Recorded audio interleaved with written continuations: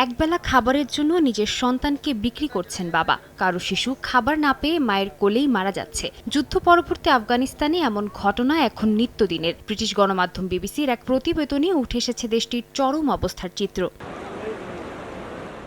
জাতিসংঘের তথ্য অনুযায়ী আফগানিস্তানে প্রায় ৭৫% মানুষ মৌলিক চাহিদা পূরণ করতে পারছে না। বেকারত্ব চরমে, স্বাস্থ্য ব্যবস্থা দুর্বল, আর বিদেশি সহায়তাও আগের তুলনায় অনেক কমে গেছে। এতে দেশজুড়ে খাদ্য সংকট আরও তীব্র হয়েছে। হাসপাতাল ও শিশু ওয়ার্ডে অপুষ্টি ও চিকিৎসার অভাবে শিশু মৃত্যুর হার বাড়ছে। চিকিৎসকরা বলছেন, রোগী বাড়লেও হাসপাতালের কাছে পর্যাপ্ত ওষুধ ও সরঞ্জাম নেই।